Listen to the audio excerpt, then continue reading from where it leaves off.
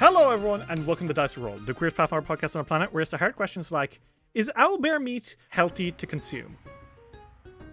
I think it'd be really, tough, so maybe not, fun to consume, but I guess it depends on how fucking diseased the owlbear is. Because, here's the thing. It's half bird, so it might be a delicious poultry snack.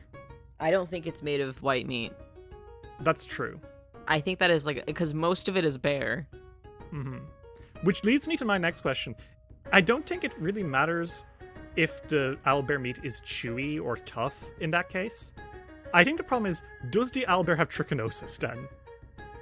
I don't know what that is. Trichinosis is it's a disease that you will find mostly in bears, but sometimes also in pigs, but really it's mostly in bears. That when you eat it, it will fucking kill you. Oh, awesome. Oh. Okay. If you eat... There's this, story I read as a kid about, explorers in the Arctic eating polar bear meat because they had nothing else to eat, and then they all just fucking croaked. Awesome. Do you think that man bear pigs have, double the chance of getting trichinosis? Man bear pig. Since only, bears and pigs can get it? Yeah, but I think also because Man Bear Pig from the raunchy adult comedy show South Park, which I'm so glad you've referenced. That's not from South Park. It is. That's from South Park? Yeah, Man Bear Pig's from South Park. It, yeah, yes. Man Bear Pig exists as I learned about Man Bear Pig at my fucking 6th grade science camp because the fucking camp counselors are like, if you leave your cabin at night, Man Bear Pig's gonna fucking tear you limb from limb. That's because they like South Park. Are you serious? So, Man... It's been from South Park this whole time?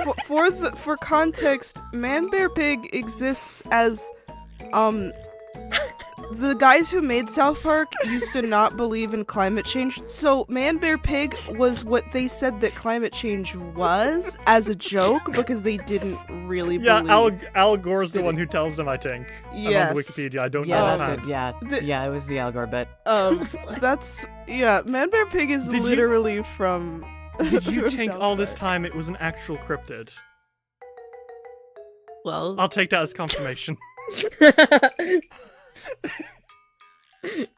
I didn't know because they were telling the legend of him. I'm not taking shit from a Man Bear Pig believer. Why don't you go die? Why don't you? I swear to God, the amount of disrespect that is on my fucking name right now because I was a young, impressionable child who was wanting to learn about science, who was ready to learn about the stars in the sky, and was tricked by South Park fans to believe that a new cryptid, and I was interested in cryptids. I've always loved cryptids. That a new fucking cryptid had popped up. And it was just the Man Bear Pig, and I didn't know about it yet. If you went to Australia, you would fully believe in drop bear. You'd be the exact kind of sucker that gets roped in to go on drop bear tours. Wait, I thought drop koalas were real. No, I don't know if you're doing a bit. They're not. Not real? No, Ritz. Drop bears are famously a hoax. They are? Are you doing a bit right now? I'm not doing a bit. Ritz. I don't know. I don't live in Australia. Ritz, that's the whole bit. Drop bears are famously not real, and it's something that Australians make up because it sounds like something that would be real. Well, and they're if like, you're haha, Australian, I hate you. Drop koalas. No, they're not. What are you talking about? They're not called drop bears. No, there's no such thing as a. I've never even heard of drop koalas. That's what I heard, and I thought that they were. If you look up drop koala, it gets redirected to drop bear, a hoax in contemporary Australian folklore. Okay, well, Well, they're you know fucking what? koalas. The pictures are fucking koalas. Yeah, they're carnivorous koalas. That's the meme. Anyway, Then why a drop bear? because Koala koala bear. bears. Why not a drop koala bear? Because it's not real, Ritz. It I doesn't swear to matter fucking 'cause God, it's start not the goddamn podcast or I'm fucking quitting right now. Would we like to play some Pathfinder? Yeah, you piece of shit. We spent way too long on that. Holy shit. It was a good bit. It's a very good bit. I'm sorry, Ritz, if that was mean. I can, tone it back. No, it's okay. Okay, cool. Previously in Fists of the Ruby Phoenix. Our heroes said their goodbyes to the other champions of the Ruby Phoenix tournament and prepared to make their way into the island in the sky. Flying through the barriers in dimensions between our world and the next, the Celestial Jan, the evolved form of the Solar Jan, flew into the island of the mastermind who defeated Hao Jin. You crash landed in a jungle only to come face to face with the mastermind himself. An axiomite by the name of Syndara, who claimed to have been the teacher of Hao Jin, who was wronged by her and trapped in a demiplane for thousands of years. And this is his revenge, trapping you now in the Tournament of Hungry Ghosts, his own twisted idea of what the Ruby Phoenix tournament, which he claims to have invented, should have been. Now, this three of you will need to make it through this island of terrors, picking up fragments of something called the Conch of the Deep, in order to get into the glass lighthouse within which Syndara resides. You also came face to face with the Lightkeepers, who taunted you from beyond the portal and told you that your dear friends, the Tino's toughest, were somewhere on the island and in great danger. Now, having gathered yourselves, you will all travel through the fractal jungle and find your way to the glass lighthouse. Fellas, would we like to hop into character? Yeah. Yeah. Yes. Okay. So, thank you, Masami and Shuji. The three of you walk through this strange, unnatural jungle. Beside you all, quietly walking with you, is your guide to this island. A drow by the name of Kader Bren, who was assigned to you by Syndara to tell you about the things that you'll see on this island. After all, what point is a failure if you don't understand what it is that bested you? As you're all walking with Kader, who is very quiet, taking on the role that Hikari held on Danger Island, the three of you are kind of just walking to see where you end up. You need to find these 6 fragments of the Conch of the Deep. You already have one that was given to you by Syndara as a handout. You need to find the other 6 and merge them into the one to make a key to enter the Glass Lighthouse. This perversion of Danger Island, it's strange, it's unnatural. The light here is weird and blue and purple. The trees don't look quite right, and the the ground almost feels like it was cut with a scalpel rather than formed physically. So there's a lot of blocky steps here and there, you know? And sometimes the grass in one patch will just be a completely different type to the grass in the next, you know? It's like someone was playing Minecraft and just merged biomes together willy-nilly instead of having them slowly transfer one to the other, you know? This is someone's shitty Gmod map. Yeah, basically. Except instead of Gmod, it is in fact reality itself. The game is real. What is reality except a big old game of Gmod? You're so fucking right. I mean, you're not, but sure. I am. He's fucking right. Just like in Gmod, there's scientists and guns. Okay, you are right. I take it back. Masami, Shuji, and Senku. As you walk along with Kader, how are you all doing? I feel like the walk is kind of fucking awkward. I think specifically because of the situation they're in and Kader is there. I feel like on Danger Island they were really excited to be there. And they were having fun as they went to different places, but this is this feels like I don't know, when you're in a video game and suddenly you find out that you have to go back to the start and grind a bunch for something. I mean, I don't think the fact that Chuji's ready to fight has changed much. I think they've become a little bit more cautious. How do they feel about Syndara specifically as well? Oh, Chuji wants to fucking humiliate that piece of shit. Chuji wants to breeze through everything and not have any problems so that they can look in Syndara's face and go, your island fucking sucks. Okay, and how about you, Masami? How are you doing right now? Are you on the same boat as Chuji? I think Misami has a lot going through their mind right now. There is Syndara, and to a certain extent, yes, they are in the same bait. They are in the same mindset as Chuji of like, I want to breeze past this so I can stick it to him. But they're also worried about the Ruby Phoenix. They're worried about Tino's Toughest. They want to completely decimate the Lightkeepers. There are a lot of branching paths in their mind right now, and they're trying to figure out which one will be the most efficient to ending this entire thing. Mm-hmm.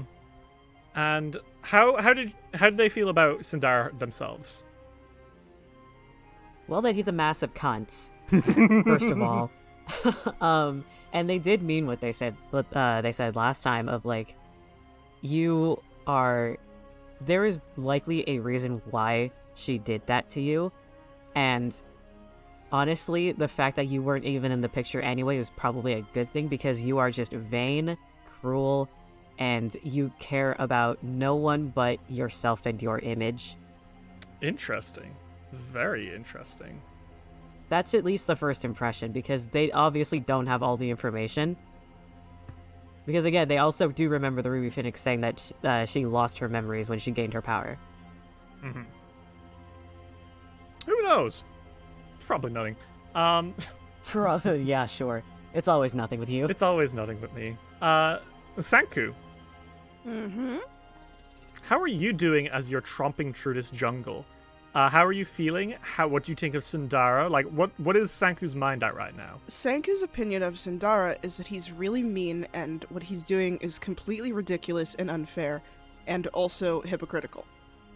So he doesn't fucking like him. He thinks that the place is fascinating. I think that on a technical level, he's fascinated. I think on a technical level, he's fascinated by, like, the makeup of the place, because it's, like, it seems like it's magic. And Senku can't help but care a little bit about that, you know? You're a little bit impressed. He's a little bit impressed in that he would like to know how to do it. Not that he would, but he thinks it would be cool to be able to do it. But I think he feels awkward. There's a fourth person here, or a fifth person even, that he doesn't know, and he's also not really sure about their motivations, if they're a person or if they're just kind of like an image of a person, the way that I guess magic can make people be. You know. Certainly they have not been this Kader person has not been very talkative so far. He feels really awkward because he's like, they just had a bunch of really emotional moments with friends, and they can't really super discuss them without feeling like you're right in the space. You know what I mean? So he feels really awkward and strange. I think he's probably trying to just focus on looking for Tino's Toughest, because like I think he in his head is like, yeah, we will save the Ruby Phoenix, but he's like pretty immediately worried about Tino's Toughest because he's been worried about them. And the Ruby Phoenix can come back to life. They just need to free her. Tino's Toughest, they have one life. So he's a little bit concerned about them. That's where he's at. That's entirely fair. So, as you guys are walking through the jungle, I think, Sanku, on your shoulder, Lolo kind of clears his throat a little bit. Not like to announce himself to everyone, but to you. And he kind of looks up at you, and he nods his head backwards quietly, like in the universal hold back a little bit, like let the others walk ahead. Senku starts walking a little bit slower. He lets the others pass him. Masami and Shuji, you two are left in the company of Kader, who is this white-haired, lilac-skinned drow who is walking very, like, quietly alongside you on, looking very directly straight forward, not engaging in conversation, you know? But as you fall back, Sanku, Lolo's kind of on your shoulder, and he says, Sanku, I wanted to, last night, when we, with the celestial dragon, I just wanted to say it was, very kind of you to step up to a god dragon and tell him to apologize to me. That was very decent of you. I didn't. Well, I mean, I thought he had done something bad to you. And I thought you'd think it was cool. It was most impressive, Senku. I'm sorry that my lies rained on your parade. It's okay. I wasn't really mad. I was embarrassed. Really embarrassed. But I was never mad. I wasn't mad at you. It's kind of admittedly, like, not that... Like, it's a big lie, but also, like, I don't really... You are one of my ancestors, right? Yes, don't worry. That part wasn't a lie. And you're still a sea dragon? Oh, good. You don't want me to talk about how I fell in love with a human. You fell in... No, now I want to know everything about that, please. Well, my influence, it wasn't passed genetically, it was passed through sea magic. But yes, a few aeons ago, I was larger than this, but not massive. I wasn't a size of celestial dragon as I may have previously implied, but I had a partnership with a sorceress. You loved her. Yes, I terribly did. He pokes him in the nose. And my influence passed through the sea magic I taught her into many of the people she lived with, and over the years it became the villages of Undyne that now rested where you grew up. But, as I grew older, I lost a lot of my power. I didn't get stronger like most dragons do with age, and I went into hiding after a while because I didn't think people in the village would care very much about a small dragon like me.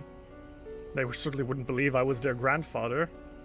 So I enchanted a magic shell, and I hid it in the sand, and the little boy who picked it up was you, and I spun a web about how I was your ancestor, which, yes, that's true, but I made it much grander than it actually was, because I didn't expect to ever come face to face with the truth, as it were. Well, so you really are my ancestor, and you really are a sea dragon, and you really gave me the magic. Yes, but I wasn't a demigod.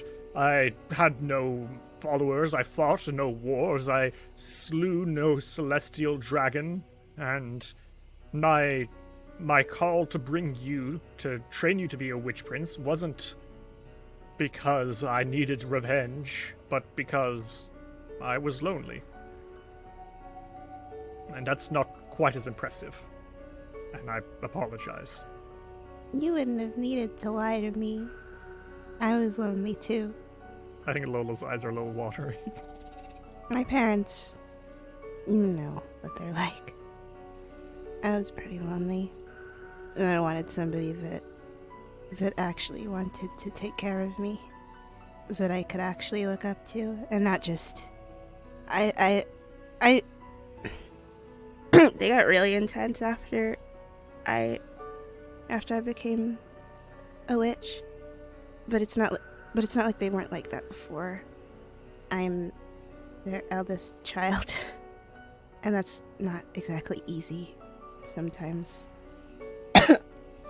All of the responsibility of the world is put on you. Because you're supposed to be there. Like, you hold the weight of all of the things that they hoped for you. And that was hard. And I met you. And you're my Lolo. Basically. And you wanted to teach me things. I mean, you didn't pressure me about it. You just showed me how to do things. And you treated me like your grandson. You did a lot for me too. You do a lot for me. I don't care that you're not as strong as the celestial dragon. I didn't need you to be. I just needed my Lolo. I needed somebody that would be there for me. The magic is just a bonus. He fucking starts crying. He rubs his face in your shoulder. Oh, Sanku, you oh, Sanku, my boy. It's okay. He's like patting his head. I have something to give you. Mm-hmm. And he slithers into your bag. What did you And put he in comes there? back out. He comes back out and it's a little bag. Another bag? Yeah, it's a little paper bag. How many bags do I have in this? He kind of opens it. It's full of assorted and varyingly old bonbons. I love you. I saved them, and I think you should have them. Because you're such a good boy, Sanku. I never tell you that, but you're such a good boy. You tell me that every day. It's okay. And I think he is generally just snuggling against you. Mm-hmm. And the two loneliest dragons in the world have some solace with each other. And of course with their friends. It's true. Their friends right now have another kind of loneliness afflicting them. Which is to say, the loneliness of being somewhere with someone you do not know and do not have a bond Wait, with. can we pan back up to them? And Chuji is like walking, and like after like a really long swath of silence, they're like, "So they give you like dental or something?" No. Do they pay you at all? No. Are you like mind controlled? No. They like lean back to Masami like, "Get a load of this dude. They're doing it for free." I mean, I don't think that don't you think that that's a little unfair? Kader, she kind of turns to you and she looks at you with her like big white eyes and she says, no. Wow. Okay. I It's what I was created for. created. Did he create you? Well, Huh? if you'd like to get into semantics of it, no, technically he didn't create me, but he did give me life. But no, he himself did not create me. Although, You mean like a That's- purpose? suppose... No. You mean like a She kind of like looks at you with these big eyes and says, Master Syndara animated me. Oh, were you dead before this? No. Well, if you'd like to get into semantics, I suppose it depends on what you count as dead. Not living, not having a pulse. Well, I didn't have a pulse before either is the problem. Huh? She looks I'm at so you, confused. and I'm with her big so white eyes confused. just staring you down, she says, oh, I used to be a chair. What? And she looks at you like there's nothing strange about that sentence. What do you mean you used to be a chair? What? You're a person. I am now. Once upon a time, I was a chair, and Master Syndara awakened me, animated me, polymorphed me, and ensured I was in a new form. And for that, I'm most grateful. Have you ever talked to anyone besides Syndara before? She pauses for a second. Twice. Who'd you talk to? Once I said hello to one of his hungry ghosts. And another time I welcomed a visitor into his quarters. You've never left this place, have you? I have. I've walked all around the island. I meant the island. You've never left this island. She looks a little confused by that. Says, you can't leave the island. After a certain point of sailing, you'll warp around and be on the other side. Chuji looks at Masami. But wouldn't you want to leave? She kind of pauses again and says, I don't think so. I don't want anything. I don't really know what it means to want. I've only existed for a few weeks. Jesus Christ. and I spent all of that time researching the many amazing landmarks of Syndara's island. Would you like a backstory on the island? Sure. Maybe there's something that is there. Maybe there are things that are similar here to Danger Island that we can learn. That's actually very interesting.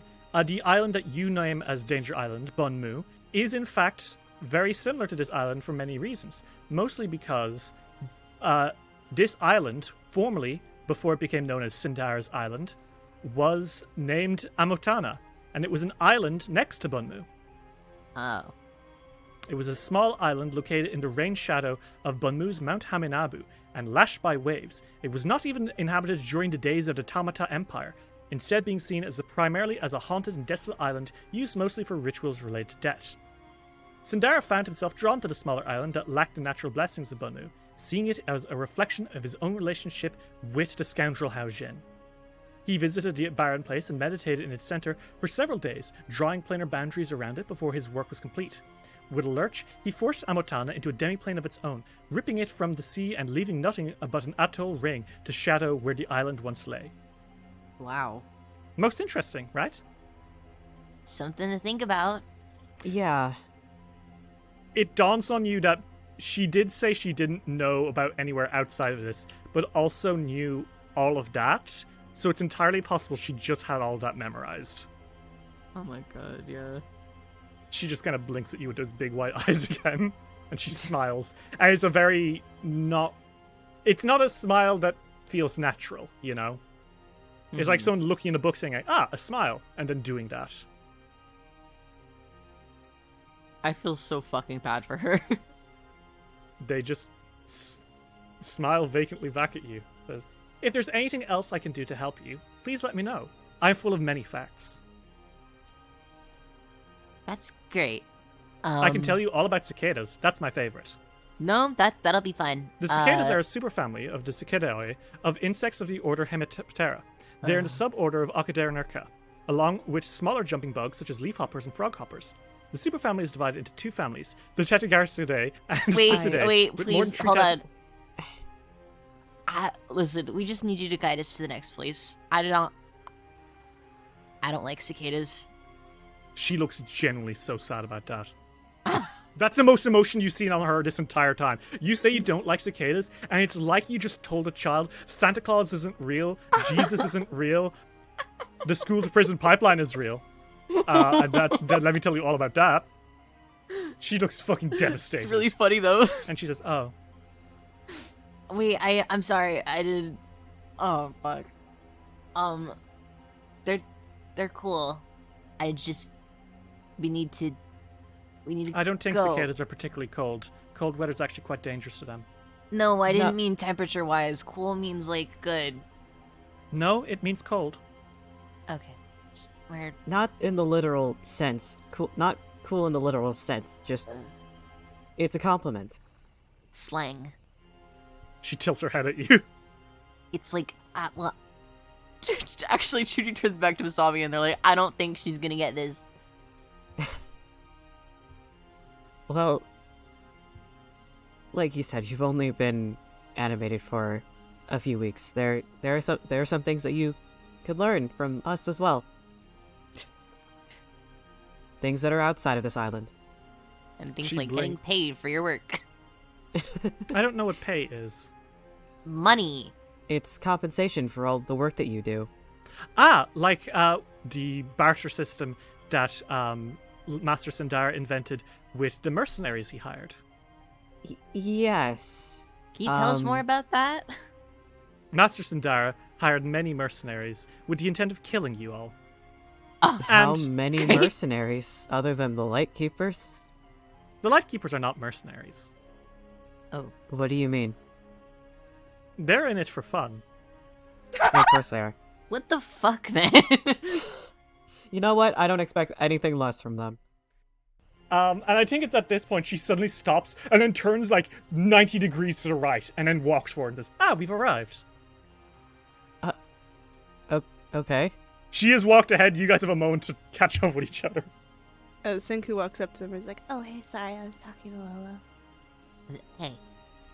Don't worry about it. You guys okay?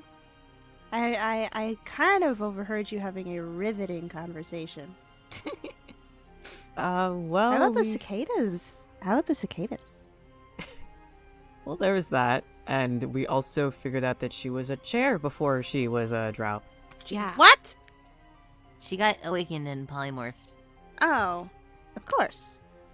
The foreshadowing that went into that, by the way. I want my chair to know when it's sit on. Would you be able to animate a chair using necromancy? Are you fucking serious? Derry was just trying to gather the thoughts of everybody. But, Fuck you. so... Thank like, So, they're a chair that got awakened and turned into a drow? And she doesn't get paid. Can we, radicalize her? That's what we're trying to do. I offered to let her learn things from our world outside of this because she hasn't been outside this island, at all. Maybe if we appeal to the things she's interested in. Well, she did really enjoy the fact that I said yes to letting her hyperfixate on this island and its origins and why it's similar to Danger Island. And I was also not so pleased when Chuji said that they didn't like cicadas. Sorry. Why did you do that? I don't. I'm sorry. I mean, it's fine. It's fine. We could just let her keep talking. I think it does work. Senku, you're good at this. She is, by the way, maybe 40 feet away, just standing and facing in, a clearing. She just stood there. She's got her back to you guys. Neither of you are good at talking to people. I say this lovingly. I will handle it. I grew up with black market criminals, Senku. That's fair. What's your excuse? Before that, it was ninjas. I don't need an excuse. I'm great at talking to people. So what's your so okay. How did it go when you were talking to them? Great. Thanks for asking. Yeah, how'd it go when you were talking to Shan? What? Ooh. Shut up. No. She is still, by the way, they are still standing in the exact spot. They have yeah. not moved. believe me, I know. Senku's like, So how are you and your boyfriend now? I don't have a boyfriend. Uh-huh. Yeah? And Chuji's walking away and ahead. Is that why you had a homoerotic duel with him? Shut up. You guys go catch up with... oh yeah. Okay. He had to get that in for a second. So you guys skip forward and follow Kader, and you make your way up to the clearing where she's now standing, and you see what's standing in front of her. The ground transitions abruptly to rocky substrate near a massive pit that ends in a lava-filled pool. Two bridges cross from either side of the pit, which is dotted with abandoned mining helmets and pickaxes. Gravel and pebble jump as a low rumble courses through the earth. And Kader points and says, "Welcome everyone to the rolling mines." Cool. Syndara lifted a relatively barren island from the material plane to serve as the base for this demiplane, but the island's lack of natural resources presented several logistical complications. In the past, Syndara acquired raw materials by creating a demiplane full of them, then harvesting from it.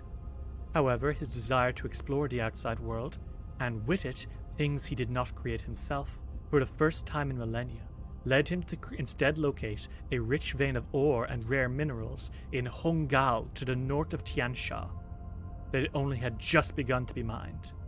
Syndara ripped a massive cubic section out of the fledgling mine and teleported it to his island, which now stands before you. So what you are seeing in front of you is in fact a mine plucked out of your world and just plopped into this one. It's like a this isn't even the surface. It's straight up just a massive tunnel downwards. Two massive bridges going across in an X formation. and loads of mine shafts around on the sides, you know? Mm. And down, deep below is a shit ton of lava. Just bubbling and boiling.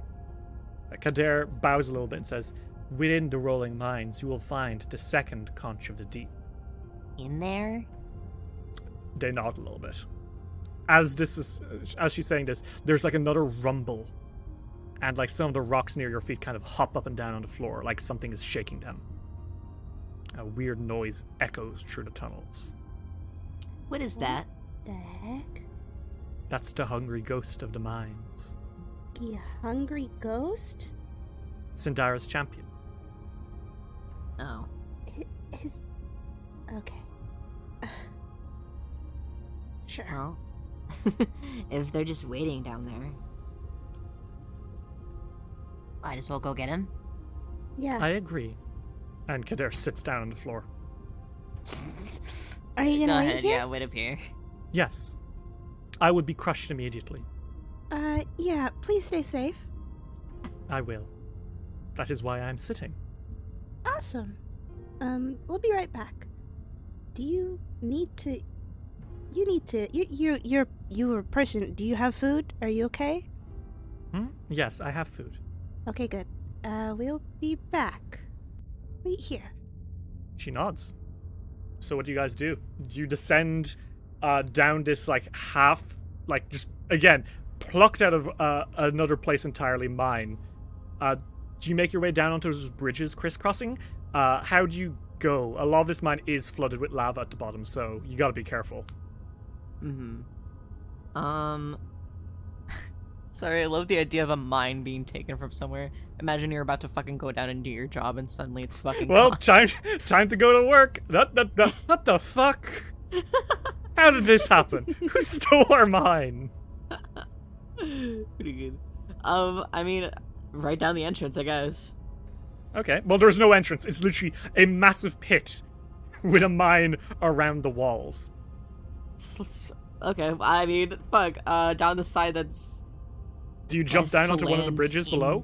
Yeah, one of the bridges. Okay. Gigi, what's the order of jumping? Vicky Senku slides does him. not jump.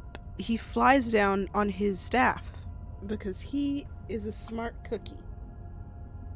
Okay, Masami, are you going down next? I think Masami has the cape at the ready, just in case.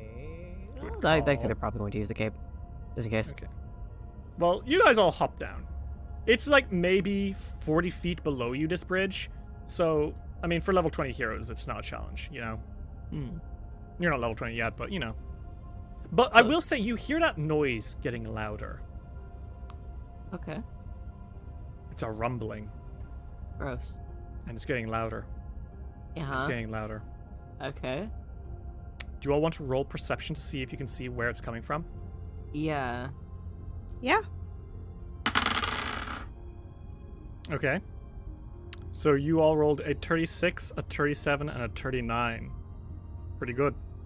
But unfortunately, it's already too late. Great.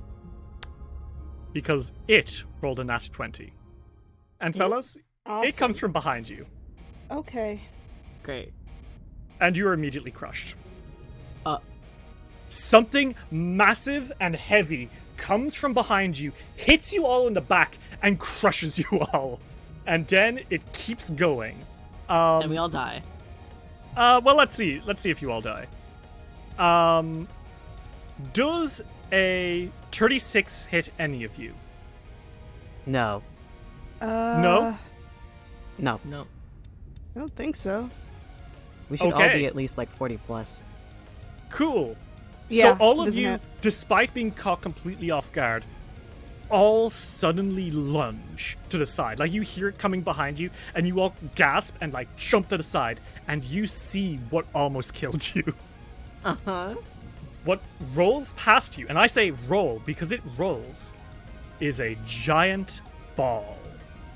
Is it the fucking Indiana Jones boulder? No. It seems to be carved intricately. and plated with metal here and there. Although it is certainly the size of the Indiana Jones boulder, maybe bigger, it is size gargantuan. Okay. And this giant ball just tries to crush you all. You all jump out of the way. It rolls past as quickly as possible, then unfolds for a moment to stare at you all. And it is a massive construct. Okay. You know those Chinese guardian lions? Yeah. Yes. The ones that look like dogs? I think Yes. sometimes they're just... Yeah. It's like one of those, massive, made of metal and stone. And it roars at you before tucking in its arms and legs and head and turning into a perfect sphere and rolling right back at you all. This time, it doesn't try to crush you. It just vanishes into the mine, into the tunnel behind you all. Okay. And I need all of you... No, sorry, I already rolled initiative for you all. Lol. Bitch. Dice will return after these messages. We now return to Dice will roll. Let's start the encounter, will we? There you go. Okay, so, Chuji, it is your turn. So the giant lion has turned into a ball and rolled past you, and it's trying to roll deeper into the mines. And it's rolling very quickly. But it is still within reach of you right now. What do you do? I already those sexy old adamantine fists I got. Mm-hmm. Which is so fun, because he has resistance to all physical damage, except adamantine. Kill yourself! Alright. I'm gonna punch and kill him as hard as I possibly fucking can. Mm-hmm. Go for it. By the way, this is what it looks like. He's pretty fucking sick. I like him. He looks like a Power Rangers. Yeah, he looks like a Megazord if it were Yeah. if it were a Guardian Dogu or a Guardian Lion. Pretty good. Alright, so, Stoked Flame Stance. 2 action, 1 inch punch. 49 is a hit. Roll me that damage. That's gonna be 44 damage. Very good, Chuji. You decked the shit out of this giant lion monster. It's still rolling away. You have to leap after it and deck it, or chop down hard, crack into its body. Yeah. You're doing great though. And then I'm going to Flurry of Blows and try to stun it. Mm-hmm. Ooh, they're both misses. Yeah, unfortunately, this thing's moving away very quickly. It is disappearing into the mine. Okay. Is that your turn, Shiji? Yep, that's it. Okay. Masami, it is your turn. It's still getting away. It's still vanishing into the mine at the end of this giant bridge you're on. What do you do? What Masami's probably going to do then is then get hit by a fucking gravity well. Okay. So that's to make me a reflex save, right? Yes. Okay, cool. That's a 34. That is a failure. So on a failure, the creature moves 15 feet towards the center of my gravity well. Oh, you motherfucker. Then I think the center of the gravity well will be closer towards Chuji and Masami, but in the lava. Okay. You're gonna push him off the side? Pretty much. How many feet does he move? 15. Okay, so it's gonna be 1, 2, Get his 3. ass. Okay, so he basically, this gravity well. Oh no, he's in ball form. He can't even reach out. Okay, I think Masami, because he's half on the platform, half not on the platform, right? Mm-hmm. And normally I would Yeah. say he can just grab at the edge and be cool, but he is in ball form. So I think I'm gonna make him a reflex save and see if he's able to teeter on the edge or not. Oh my god. That's a 29. That's a 29. Masami, you use gravity to knock the lion monster flying into the lava, and it roars as it's spinning and spinning and spinning, and it splashes down into the magma beneath it. And now I have to find out how much damage that'll do. It will deal massive magma damage. Or it'll deal massive fire damage. That's the term used. It's gonna do, I think, 20d6 fire damage every round that he is submerged. Okay, cool. So that's gonna be 71 fire damage to him. Woof. As he is just into the fire. He has no resistance to this. He is just swimming in that magma for a second. And you can see that he is trying to spin as fast as possible and get out of the fire before he just sinks underneath it completely. Pretty good, Masami. Thumbs up. And then something weird happens. Oh god, good. You hear a splash of magma, and then a crank, and then a tunk behind you all. And then somehow, on the other side of the bridge, you turn around and there he is, already on the bridge. He's back. What the fuck do you mean? He's submerged under the lava, then you heard a load of spinning and moving, and then you turn around and he's on the bridge again. That was in character. Chuji, Sanku, and Masami, you see him, he's back somehow. And he's up behind you, and he's gonna try roll over you all again. And he does indeed. Vroom! Crush! I'm going to need to make a trample roll against you all. And that is going to be a reflex save. And I forgot to do reflex the last time. Oof. Well, okay, so it turns out I'm supposed to use reflex saves instead of attack rolls for trample. Whoopsie daisy. That being said, make me a reflex save this time as this lion ball rolls you over. 36. Okay, that's a fail, Sanku. That's okay. 37. That's also a fail, Masami. Goddamn. Chuji? 46. Okay, that is a crit success thanks to Path to Perfection. So Masami and Sanku, you are both going to take 42 bludgeoning damage as this ball crushes you all. Literally, you don't know how it was able to move that fast to get behind you, but it did. And it rolls over you all and disappears into the mine again. Fair enough. Sanku, it's your turn. What the fuck?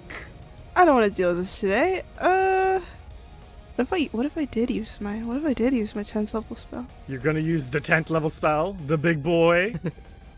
What if I did though? Sanku, Witch Prince of the Sea. You clutch your staff in one hand, and you hold it in the air. Magic power flows through you, power the likes of which your friends have never seen before.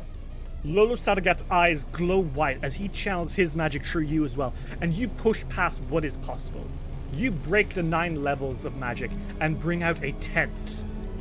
And Sanku, as you are channeling this, Masami and Chuji, you hear another rumble, but not from the Lion Guardian. It's coming from the lava, as a massive creature unearths itself, pulling itself out of the fire and towering above you all. And for a second you don't recognize what it is, but then it clicks on you, just from its sheer size. Sanku has summoned a kaiju. Yeah, I did that. 10th level spell, Summon Kaiju. You know Summon Draconic Legion? Yeah. Sure do. Well, imagine you had different options for several different kaiju. I think there's 11 options for 11 different kaiju. Which one is it, Dave? Which one are you gonna throw? I think Bezravnus, the Inferno below, maybe? Oh, well, isn't that flavorous? Like it explodes out of the ground. Kind of hot. You mean Bezravanis, the Inferno below? A scorpion-like kaiju with a clockwork cycle of rampages. It is an immense, tree-tailed scorpion with a fiery red exoskeleton. Its stingers glow with molten heat, and it measures 130 feet long as it pulls itself out of the lava and chitters angrily. Yeah, that. Cool. So, what does it do? On its arrive, what happens? Arrive. Burrow from the Earth's heart. Mm-hmm. Bez Ravenous explodes from the ground where it was summoned, causing all creatures in a 50-foot emanation to take 8d2 bludgeoning with a basic reflex save. This potentially collapses structures with the collapse effect Oh! of the earthquake spell, except there's no chance of falling into a fissure. Oh my god. Wait, that would... He's rolling into the mine. Kill his ass. Okay. Kill his Right then. ass. So, Bez Ravenous, by the way, he dwells in Shawang, in the shadow of the Wall of Heaven, and it rampages once every 273 years exactly, and travels in a straight line to a settlement near Shawang, and it destroys no less than 2/3 of the city, then retreats and goes back to sleep. That's this thing's power. I love when kaijus are on a fucking time schedule. It's like their fucking Apple Watch goes off and they're like, ooh, time to ruin some bitch's day. It's taking a break from its time schedule to be summoned here and crush into the Lion Guardian. So, it's kind of like brings a claw from beneath the Lion Guardian and pins it to the roof and then collapses the mine on top of it. So, what happens here? I need a reflex save? Okay. That is a 37. No. Okay, so how much damage is that going to be? 8d12. Okay, roll that for me. Bludgeoning. Roll that for me. 58. Mm-hmm. And I need to make then a flat check to see if the mine collapses on top of him. Guys. The DC was a 14. But he rolled a tree. He needs to make another reflex save. And that is going to be a fail. And he is going to take 11d6 bludgeoning damage. Meaning that together, that is going to be 93 damage to him. And he is crushed underneath the rubble. Well done, Sanku. As you're doing this, Bezravenous, the Inferno from below, screams as it, it's many, mandibles. Yay. And then something Damn. weird happens. Oh. You hear a chunk chunk, and on the path below you all now, not on the bridge that you're on presently, but the one below you, because there's two crossing bridges, right? You see the motherfucker again, and he looks at you, and he looks at the giant monster, the kaiju that's rampaging here, and he looks at you guys far away, and then he roars at you all. And everyone, I need you all to make me... Okay, it's not going to be everyone. It's going to be Masami and Sanku, because you are caught in this 150-foot line. Shuji, from the angle that you are at, you are safe. But Masami and Sanku, I need you both to make me a fortitude save, please, as he roars extremely hard at you all. 47 with Juggernaut. 38. Okay, Masami, you are good. Sanku, you unfortunately are not. He releases an ultrasonic blast at you, which is going to do 12d10 sonic damage. And Masami, you take none of this. It's 68 sonic damage, Sanku. And you are going to be stunned too, unfortunately. That's okay. Which means that you will have one action on your next turn. As the sound wave just fucking... I think it knocks you back a few feet from how loud this thing roars. You know? Okay, sure. And as the lion is here beneath you all, it tucks into a ball and continues rolling into a different mine shaft.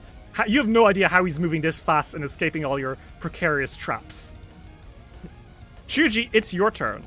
What the fuck is happening? He is very far away. What the fuck is happening? He's really far away. Very, yeah.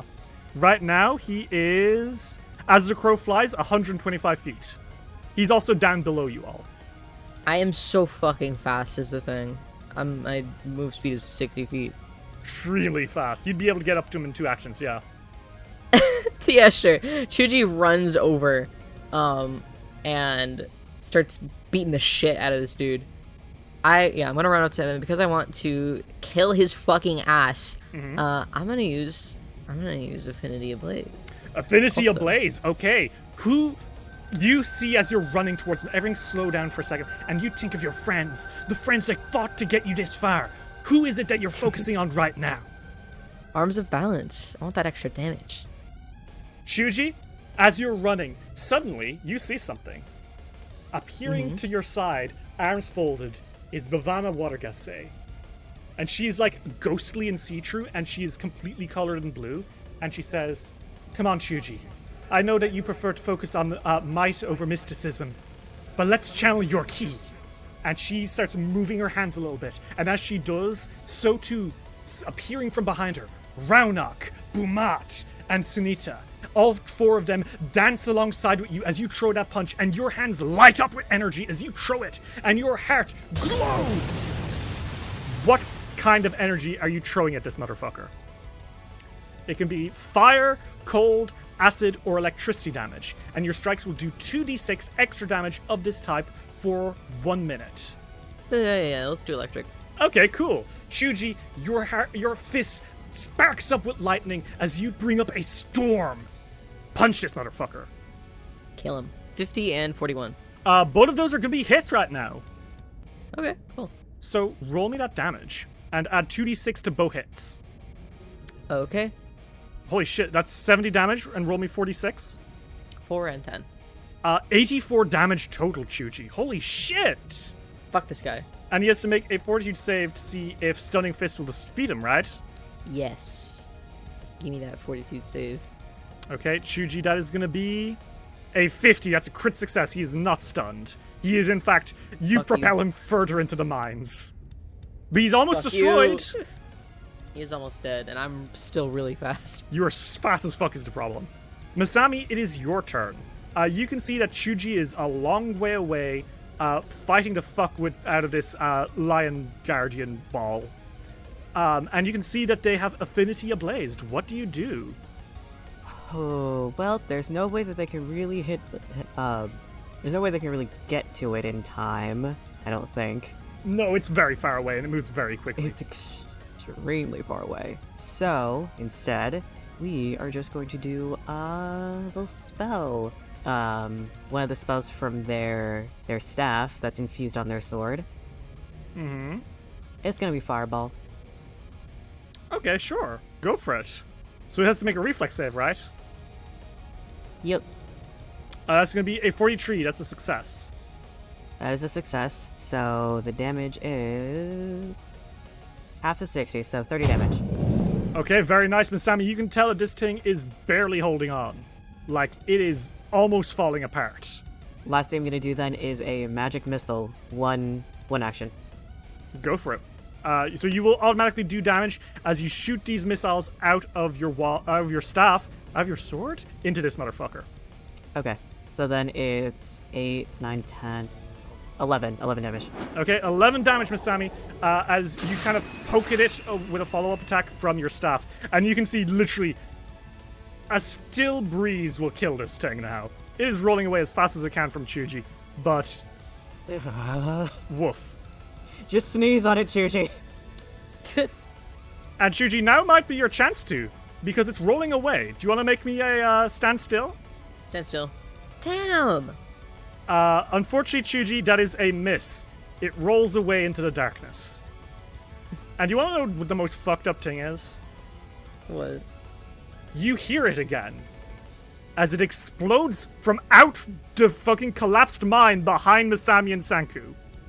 It explodes out from that collapsed mine shaft, and it is rolling at you two again. I need both of you to make me reflex saves as it tries to crush you both. 47. Success. Oh, nice. Critical success thanks to your reflexes, Masami. So, Sanku, you will take half of 42 bludgeoning damage. So that's going to be 21 bludgeoning damage. Minus 12. Okay. So that's like, what? I'm pretty sure it's like 9. Yep. Okay, so you take 9 damage, Sanku, as this bald lion rolls over you and starts fucking dashing towards the other end of the tunnel. Chuji, what the fuck? What the fuck? Senku, it's your turn. Okay. So you have one action this turn because you were still stunned by the sonic blast that hit you a few moments ago. That's okay. I think that Senku is probably just going to cast Shield on himself. Okay. But that's okay, because it's not like I need an action for the action that is already happening to happen. I did already cast Summon Kaiju, and now that I've used my one action, it needs to leave. Mm-hmm. It will now depart. Okay. Bezravnus departs with a hurricane of webbing. All creatures within a 50-foot emanation must succeed at a reflex save or take a 20-foot circumstance penalty to its speeds until it escapes or is immobilized. Interesting. Or is immobilized until it escapes on a critical failure. The escape DC is your spell DC. Okay. As Bezravnus hisses and starts descending back into the lava, it spews webs everywhere.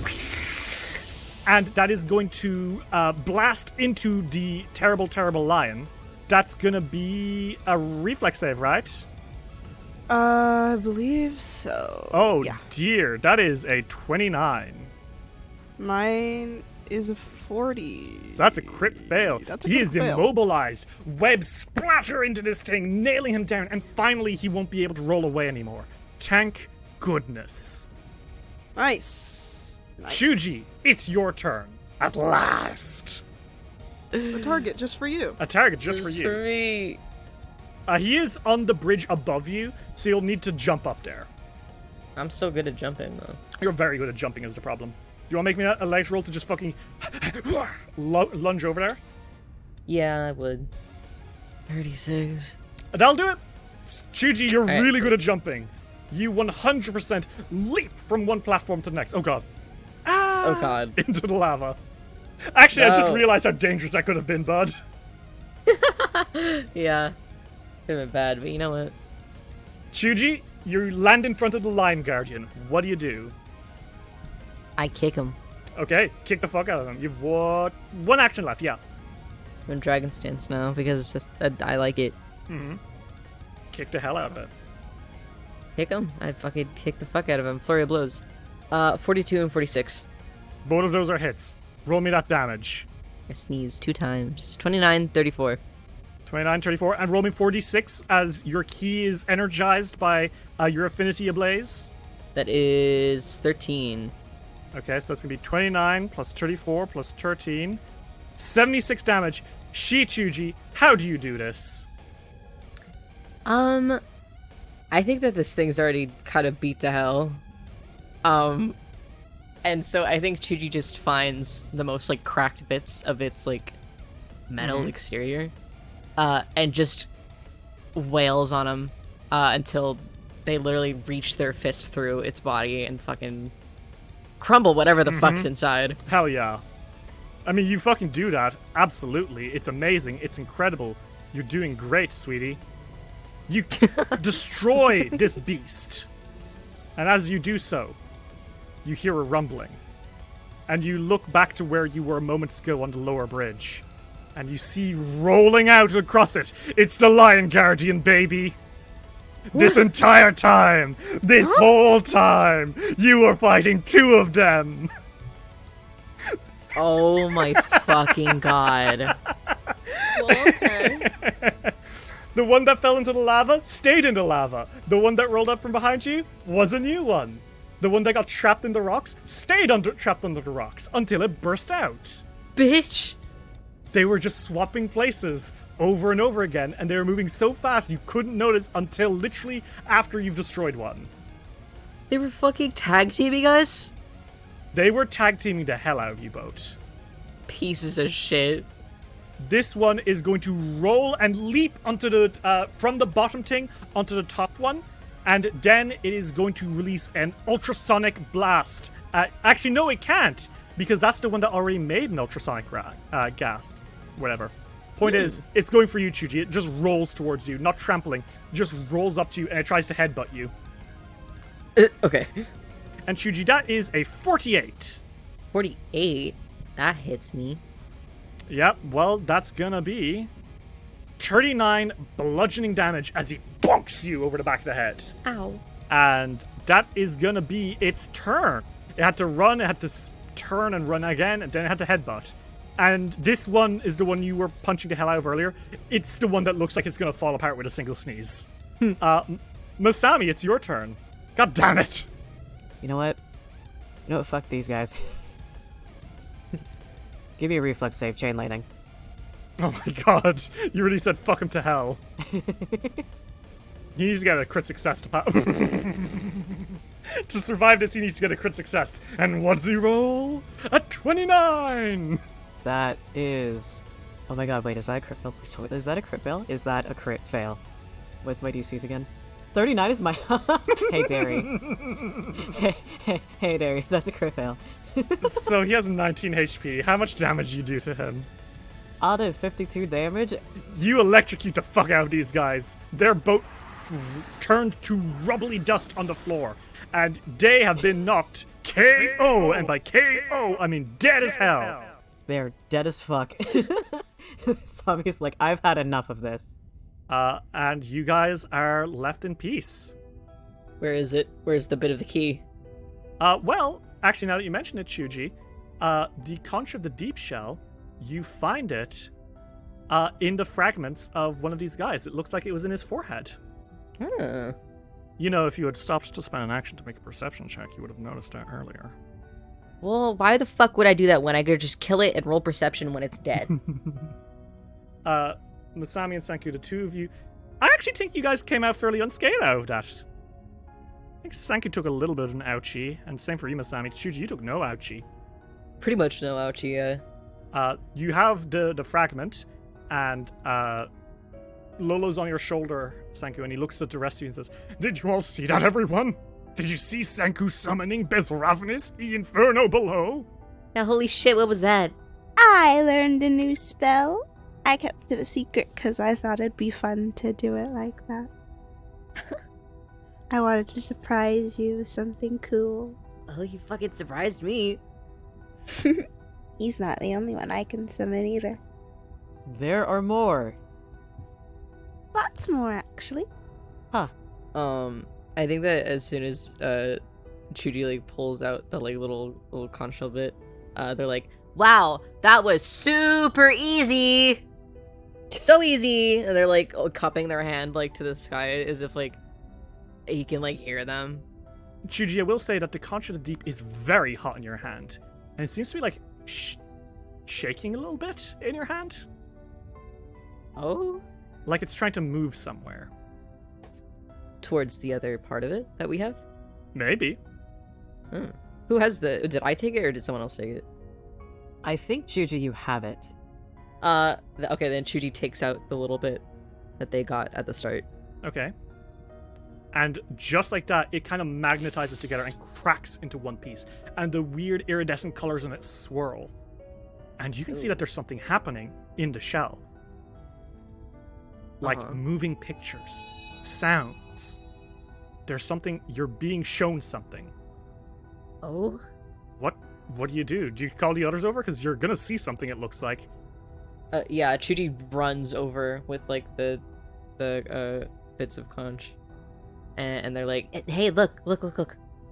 And Looking. all three of you look in, and you see a vision. A man stands in a room that is both small and infinite, humming a song to himself that's ever so familiar as he waves a hand. Before him, there is a miniature demiplane, and with every movement of his fingers, he raises mountains, creates streams, and otherwise shapes the world within. As he works, there's a loud crashing from his workshop, and he looks over his shoulder. With another wave of his hand, he exits the small and infinite room to find a young woman being grabbed and pulled away by two Colliarut, the mechanical guards of Axis, plane of law. The woman, no, the child, for she must be no older than 18 years old, struggles against the Colliarut as they drag her away. Syndara raises a hand, halting them. "You're bold to come here, my dear." "Nope, 1 second. "You're bold to come here." He smiles warmly and genuinely, before inhaling deeply and raising his eyebrows. I can sense on you atoms native to the material plane. You are mortal, then? The girl shakes her head, flame red hair tussling as she does so. No, sir, I am indeed from the material plane, but I am no mortal. Syndara, amused by this girl's fiery temperament, beckons the guard release her.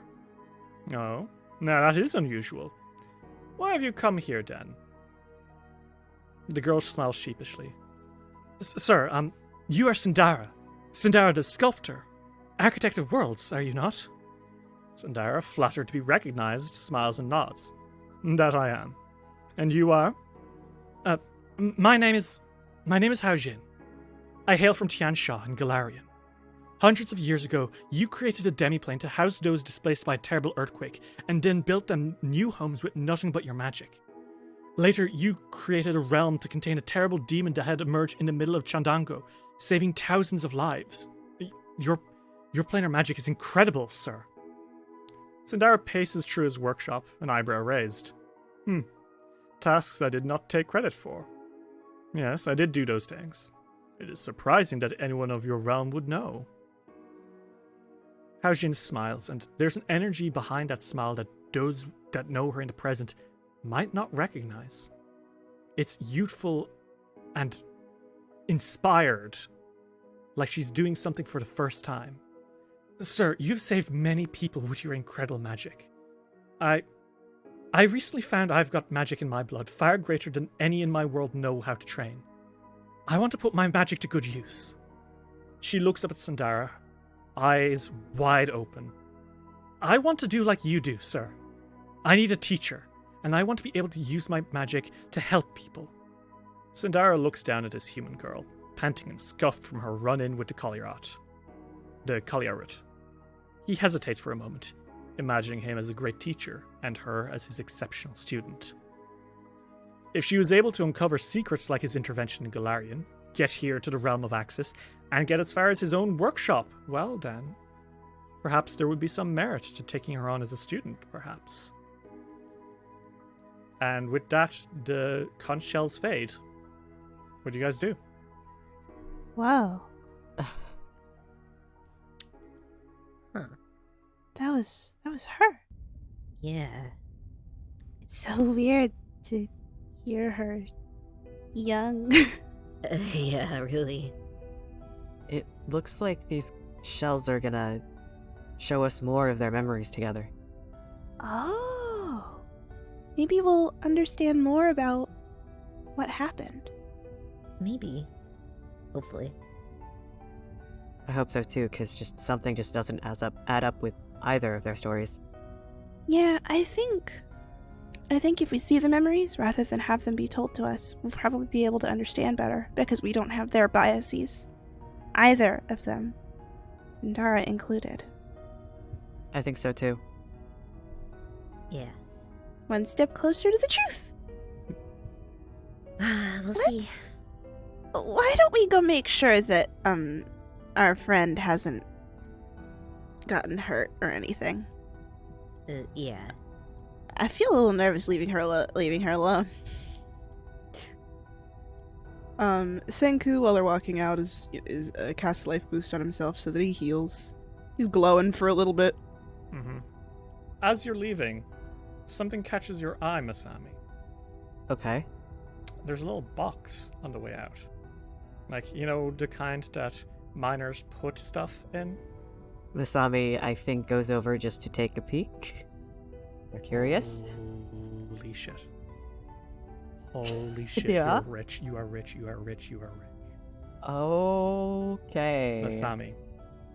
In this box, there are only 12 items. Each of them no larger than a baseball. But they are, in fact, orichalcum ingots. Oh my god. And orichalcum is one of the rarest and most expensive metals in history. Yeah, it is. A single ingot is worth 10,000 gold.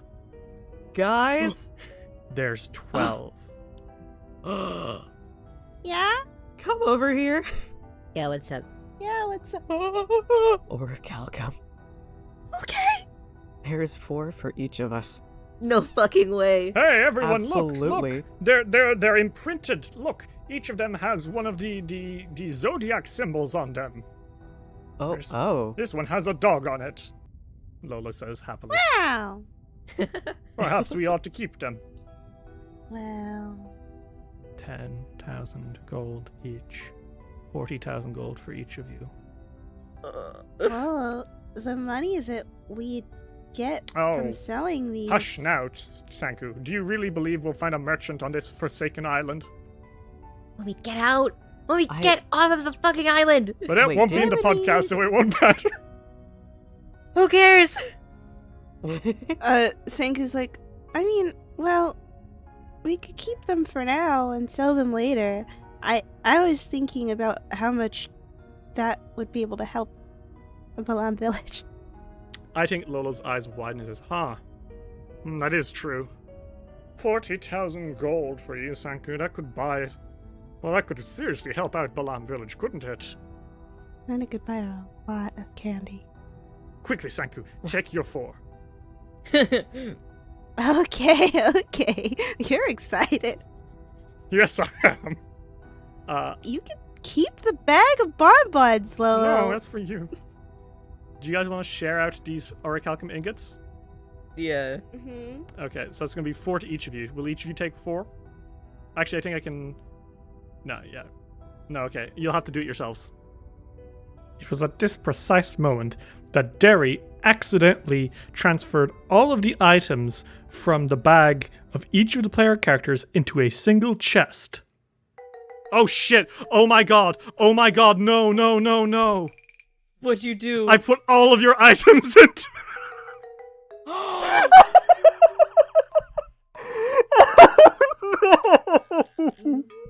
Oh. I have nothing. Oh, Wait. no. Okay. Is there any way to press Control Z? Would that do anything? Is there an undo button? Oh, Try it. I'm trying. I'm gonna try it 1 second. It's still loading. Oh my god. I fucking put all of your items into this box. All of our money, too. All of you. There's Control Z doesn't work. Okay. Well. Well. Oh no. And so, in your rush to get the orichalcum, you accidentally drop all of your bags at the same time, splattering it all over the floor. And you have to take some time to regroup yourselves before heading out into the fractal jungle and finding the next Conch of the Deep. And that's where we'll stop recording, everyone. Stop recording. No fucking way. God. Ain't no way, bro.